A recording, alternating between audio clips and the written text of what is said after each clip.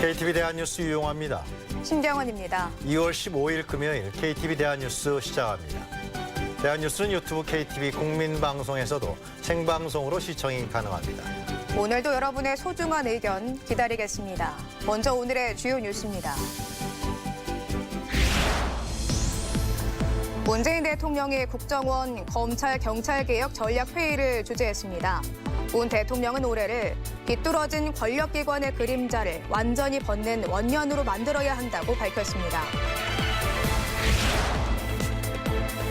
한미 외교장관이 만나 2차 북미 정상회담 성공을 위해 한미 공조를 강화하기로 했습니다.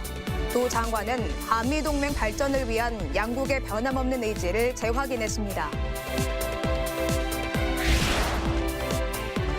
오늘부터 미세먼지 특별법이 시행됩니다. 정부와 민간이 참여하는 미세먼지 특별대책위원회도 오늘 출범했습니다. 문재인 대통령은 올해를 비뚤어진 권력기관의 그림자를 완전히 벗는 원년으로 만들어야 한다고 밝혔습니다. 국정원 검찰-경찰개혁 전략회의 소식 박성욱 기자가 보도합니다. 권력기관의 개혁 성과를 점검하고 남은 과제를 논의하는 자리. 문재인 대통령은 모든 공권력이 오직 국민을 위해 사용돼야 한다며 지속적인 개혁 의지를 밝혔습니다. 올해 우리는 일제시대를 거치며 삐뚤어진 권력기관의 그림자를 완전히 벗어버리는 원년으로 만들어야 할 것입니다. 문 대통령은 일제강점기 검사와 경찰은 강압적 식민 통치를 뒷받침하는 기관이었다며 칼찬 순사라는 말처럼 공포의 대상이었고 광복 후에도 제도와 인적 쇄신에 실패했다고 설명했습니다. 일제와 달리 대한민국 임시정부 주역 안창호 선생은 대통령이나 국무총리나 모두 국민의 노복이라고 말했다며 모든 공직자가 오직 국민을 위해 존재한다는 사실을 항상 되새겨야 할 것이라고 전했습니다. 문 대통령은 개혁의 법제화와 제도화를 위한 국회의 협력도 당부했습니다. 국정원 개혁법안, 공수처 신설법안과 수사권 조정 법안, 자치경찰 법안이 연내에 국회를 통과할 수 있도록 대성적으로 임해 주실 것을 간곡하게 당부드립니다. 또 수사권 조정과 자치경찰은 서로의 전제 조건일 수는 없지만 가능하면 동시에 이루는 것이 바람직하다고 덧붙였습니다. 문 대통령은 끝으로 개혁이 법제화되지 않으면 마치 물을 가르고 간 것처럼 물이 합쳐져 버릴 수 있다며 법안들이 꼭 통과가 되도록 힘을 모아달라고 당부했습니다. KTV 박성욱입니다. 마이크 폼페이오 미국 국무장관이 비핵화뿐만이 아니라 한반도 평화 메커니즘에 관해서도 논의하고 있다고 밝혔습니다. 종전선언이 북미 회담 의제로 오를지 주목되는 가운데 다음 주 북미 양국의 실무 협상이 진행됩니다. 정유림 기자입니다. 비핵화뿐 아니라 한반도 평화 메커니즘도 논의하고 있다. 마이크 폼페이오 국무장관이 미국 언론과의 인터뷰에서 2차 북미 정상회담 준비 사항을 묻는 질문에 이렇게 답했습니다. 종전선언 문제가 하노이 회담에서 중요한 의제로 떠오를 것이라는 점을 시사한 셈입니다. 폼페이오 장관은 그러면서 북한과 많은 대화를 해왔다며 우리 팀을 아시아에 다시 파견할 것이라고 말했습니다. 북미 두 지도자가 마주하기까지 2주도 남지 않은 가운데 양국은 다음 주 하노이에서 실무 협상을 벌일 예정입니다. 실무 협상에서는 의제와 의전 두 축을 놓고 논의가 이뤄질 가능성이 큽니다. 양측은 특히 북한의 영변 핵시설 검증과 미국의 상응 조치를 중심으로 정상회담 합의문 초안을 만드는 데 주력할 것으로 보입니다. 그러니까 구체적인 뭔가를 보여주지 않으면 비난을 받을 수밖에 없는 그런 리스크를 안고 가는 거란 말이죠. 그래서 그 합의문에서도 최대한 구체적인 그런 조항들을 이제 담으려고 노력할 것에 대해서는 저희가 좀 기대를 해볼 만하지 않을까. 폼페이오 장관은 제재 완화의 대가로 좋은 결과를 얻어내는 게 목표라고 언급했습니다. 제재 완화 카드로 북한의 비핵화를 압박할 것이란 관측이 나옵니다. 북한이 어떠한 비핵화 조치도 하지 않을 경우 최대 압박 전략으로 돌아갈 시안이 있느냐는 질문엔 즉답을 피하면서도 시안은 없다고 답했습니다. KTV 정유림입니다. 폴란드에서 만난 한미 외교장관은 2차 북미 정상회담 성공 개최를 위해 긴밀히 협의하기로 했습니다. 이어 독일에선 한일 외교장관이 만나 강제징용 피해자 판결 문제를 논의합니다. 최효진 기자입니다. 2차 북미 정상회담을 2주 앞두고 한미 외교장관이 폴란드에서 만났습니다.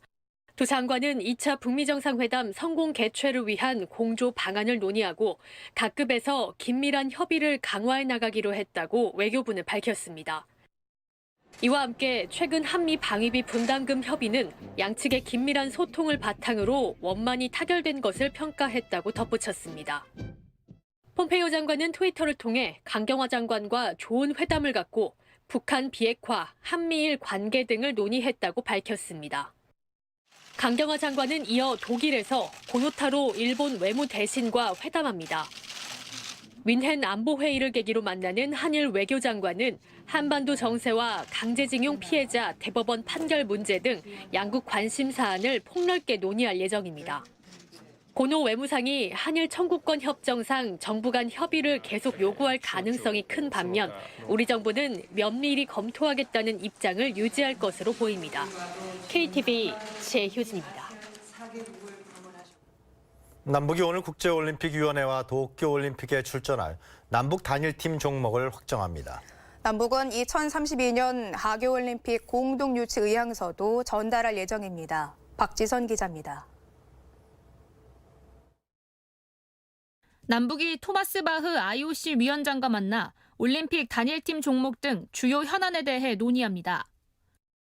도종환 문화체육관광부 장관과 김일국 북한체육상은 오늘 스위스 로잔에 위치한 IOC 본부를 방문해 IOC 관계자들과 3자 회동을 진행합니다.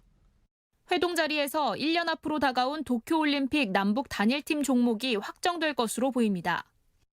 이번에 가서 논의해서 단일팀을 구성하는 최종 합의를 해낼 그런 생각으로 지금 있습니다. 남북 그리고 IOC 간에 올림픽을 통한 평화 교류, 평화 정착의 단계까지 가는 체육교류에 대한 논의를 할 예정으로 있습니다.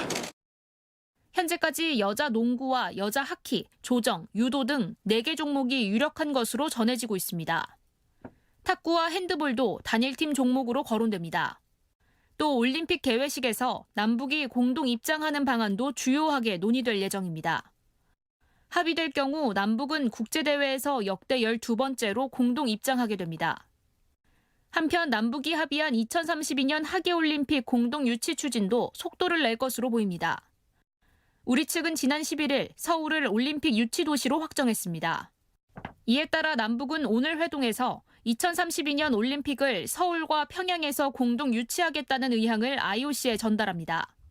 KTV 박지선입니다. 미세먼지를 줄이기 위한 특별법이 오늘부터 시행됐습니다. 관련 대책을 심의하는 미세먼지 특별대책위원회도 출범했습니다. 보도에 신국진 기자입니다. 미세먼지 특별법 시행으로 전국 17개 시도에서 통일된 기준으로 미세먼지 비상 저감 조치를 발령할 수 있게 됐습니다. 종전에는 이틀간 초미세먼지 농도가 50 마이크로그램을 초과할 때 비상 조치를 발령했지만 앞으로는 전날 먼지가 없더라도 이튿날 75 마이크로그램 매우 나쁨이 예상되면 비상 조치가 발령됩니다. 비상 저감 조치 발령 시 자동차 운행 금지 대상이 확대되고 배출가스 등급제에 따라 5등급으로 분류된 차량은 수도권 운행이 금지됩니다. 또 시도지사는 학교, 유치원 등의 휴업과 휴원 등 보육시간 단축과 근로자에 대한 탄력적 근무 조치를 권고할 수 있습니다. 노약자와 호흡기 질환자로 한정됐던 미세먼지 취약계층에 5개 근로자와 교통시설 관리자도 포함됩니다. 이낙연 국무총리도 미세먼지 특별대책위원회를 열고 위원회 운영 계획과 중점 추진 계획을 논의했습니다. 앞으로 위원회는 미세먼지 대책과 관련 의제 발굴부터 평가까지 참여하고 정부 부처 간 이견 사항 조정을 지원합니다. 아울러 국외 미세먼지의 실질적 저감을 위해 과학국제협력 분과위를 신설하고 올해 11월 열리는 한중일 환경장관회의에서 중국의 책임 있는 저감 노력을 이끌어내기 위해 협약화 방안을 제안하기로 했습니다. 여러 분야의 전문가들께서 참여하고 계십니다. 우리 위원회가 임무를 충실히 수행해 국민의 고통을